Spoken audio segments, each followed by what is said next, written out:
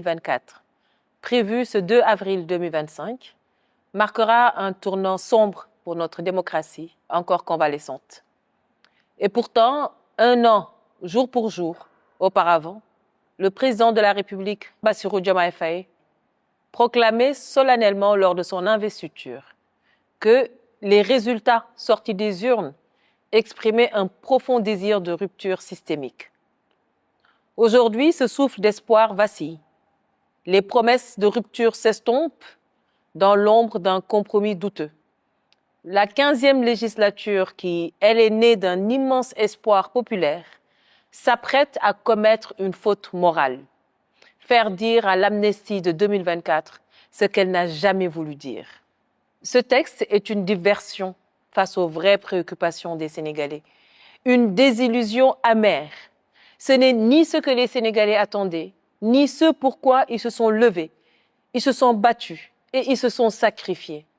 Ce n'était pas cela la promesse du Premier ministre le 27 décembre dernier lors de sa déclaration de politique générale devant cette même Assemblée nationale. Pour le principe, nous sommes clairement pour l'abrogation pure et simple de cette loi d'amnistie, même si nous savons que les effets de droit ne sont pas rétroactifs.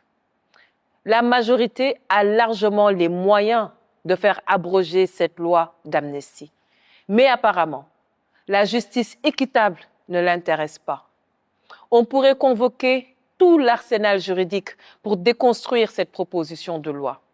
Mais ce serait par là accorder une dignité doctrinale à ce qui n'est au fond qu'un tour de passe-passe politicien, un bricolage législatif. Car une loi d'interprétation, comme son nom le dit, dans l'ordre juridique, n'a pas vocation à créer du droit nouveau. Elle devrait uniquement lever les ambiguïtés, elle peut préciser, elle peut clarifier. Or, cette proposition, elle invente, elle réinvente et elle travestit la loi initiale. Elle institue une amnistie sélective et donc injuste. Nous assistons alors à une manœuvre désespérée pour sortir par la petite porte ce que la grande porte de la République avait déjà refermé par une loi d'amnistie certes contestée, inique, mais qui avait un champ d'application clair, délimité et connu de tous. De plus, ce n'était même pas nécessaire, cette loi d'interprétation, car les incriminations visées par l'interprétation relèvent déjà des crimes internationaux, donc sont imprescriptibles et ne peuvent pas être couvertes par une loi d'amnistie nationale. Alors, à quoi bon interpréter la loi d'amnistie de 2024, qui est déjà limpide dans son esprit, dans sa lettre et dans ses intentions? Que vise-t-on sinon une injustice? Que vise-t-on sinon une justice à géométrie variable? Un règlement de compte en douce? Une immunité sur mesure? Mesdames et messieurs, nous exprimons ici notre profonde compassion envers tous nos frères et sœurs sénégalais, victimes des violences politiques de ces dernières années, sans distinction de camp, sans hiérarchie dans la douleur. Mais ce à quoi nous assistons aujourd'hui n'est rien d'autre qu'une falsification politique et nous disons non. Non à la manipulation des lois et à des fins de revanche. Non à la réécriture du passé pour protéger quelques-uns et punir les autres. Non à la République des arrangements. Non à une injustice calibrée pour les vainqueurs. Nous avions dit à l'époque non à la loi d'amnistie et nous persistons dans ce refus. Mais aujourd'hui, nous ajoutons un autre refus, celui de la vengeance déguisée en droit, car la justice n'est pas un instrument. La justice est un pilier. Il peut arriver qu'un peuple transgresse la ligne rouge.